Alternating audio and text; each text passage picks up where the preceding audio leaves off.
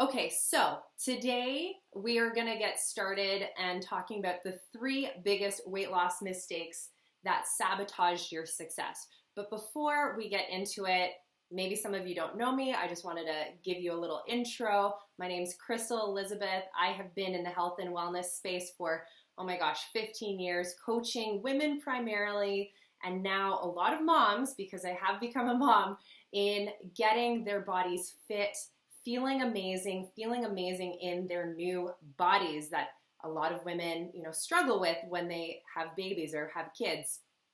Some of my background, I've done kinesiology. I'm a trained naturopathic doctor, a personal trainer, a fitness instructor. So I have a really well-rounded background to know how the body works, and I've taken all that experience and I use it every day with my one-on-one coaching clients. And now as I prepare to launch a new course, I'm going to be putting all that experience and training into that course for the women who join it. So I'm super excited. Bridget is saying that she can't hear me. So give me just 1 second. I'm going to turn up the volume. There's a lot of noise behind me. I think that's because of my computer. So maybe let me put you over here for those of you who are on Instagram right now. Does that sound a little bit better? Give me a thumbs up. Yes, okay. All right, we'll make it work today. Okay, so I'm gonna be toggling back and forth, looking at Facebook, looking at Instagram. Tech, always an issue, right? And Melissa's saying on Facebook that it keeps cutting out. I don't know, we're just gonna have to roll with it today. Bear with me. Okay, so right now it's January. It is a new year. Weight loss is a big goal for so many of us. And especially with the last year, with all of us in so much of the lockdown and quarantine, life has completely changed what our routines look like.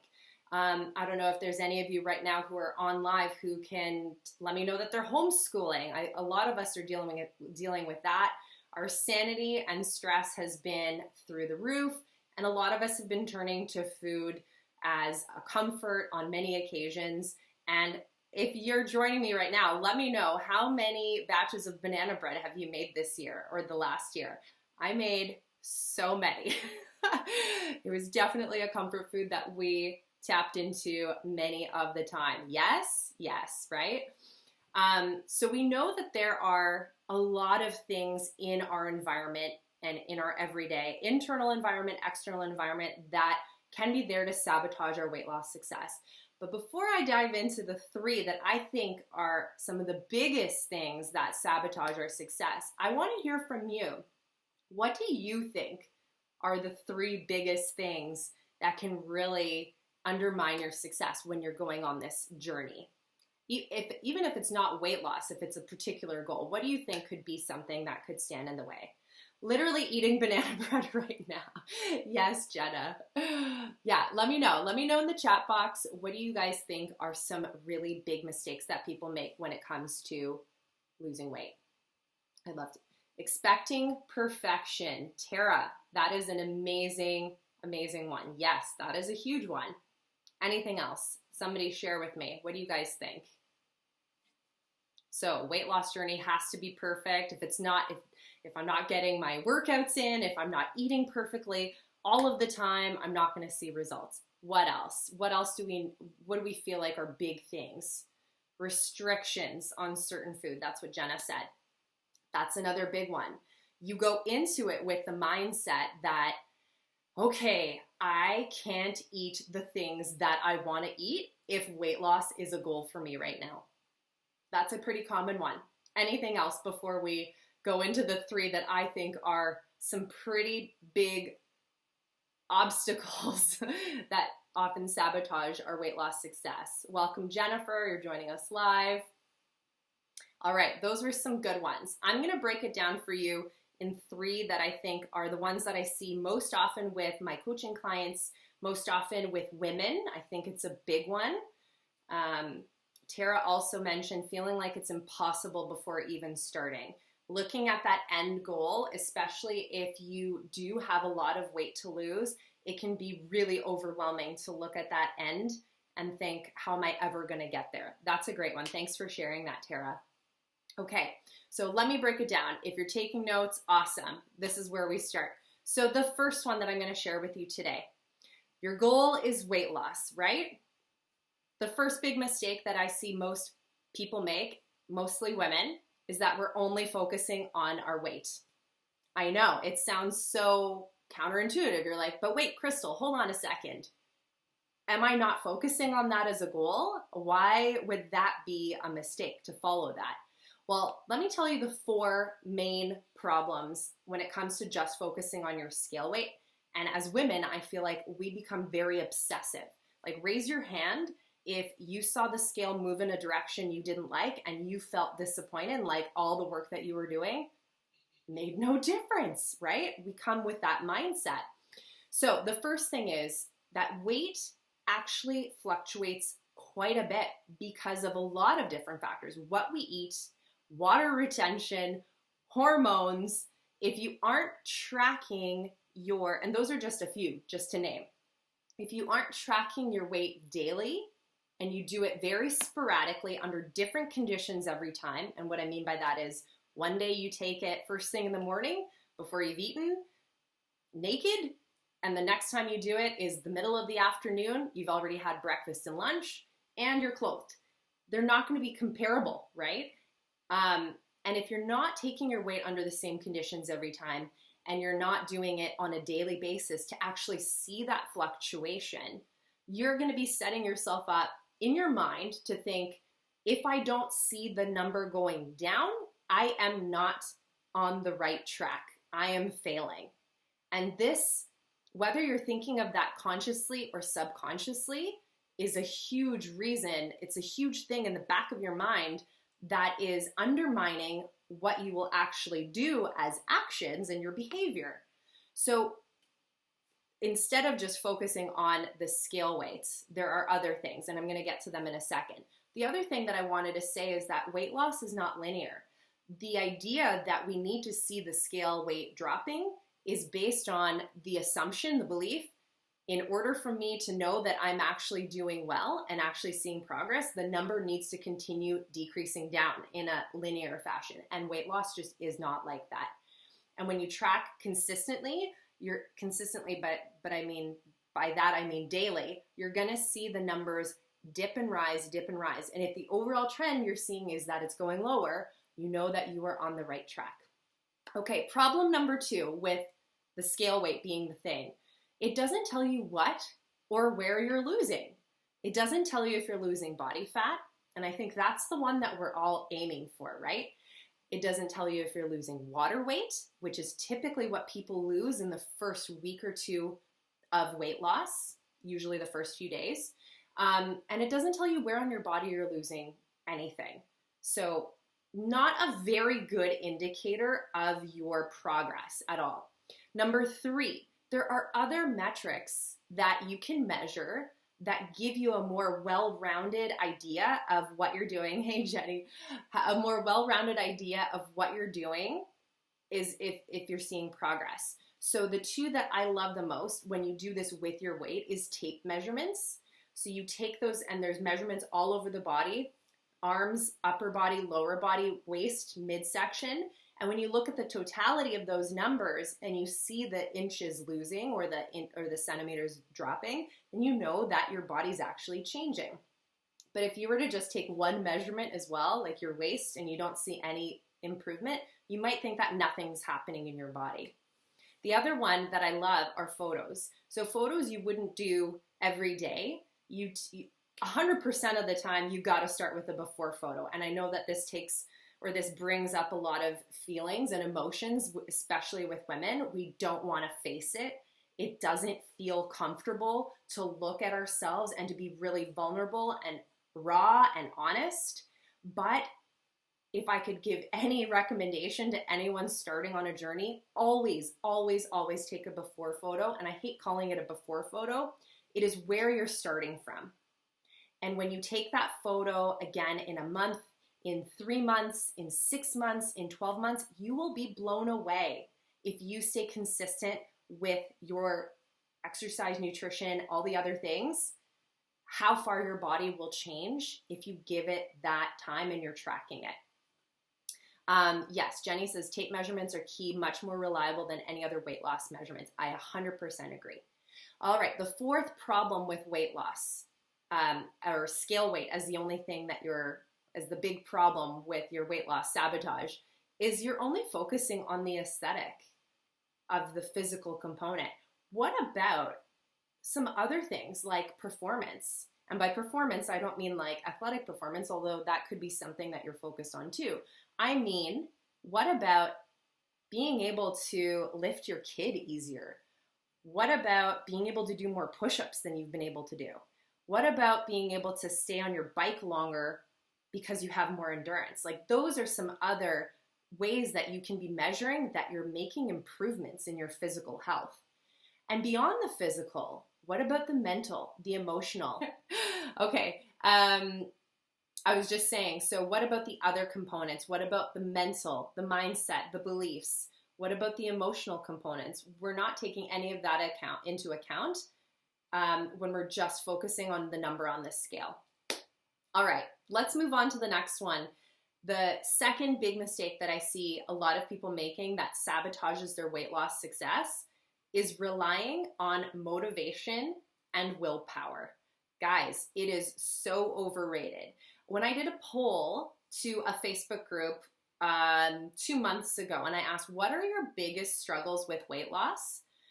I heard two things time and time again, and that was the time, I don't have time, and I don't have the motivation.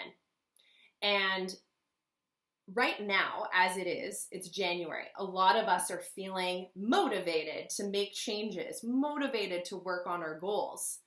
But the problem is that motivation doesn't last very long at all. So if you're just relying on it, it's gonna dissipate, it's gonna fizzle. And if you don't have other systems and methods in place to keep you doing the actions that you need to be doing, you're just not going to take the action.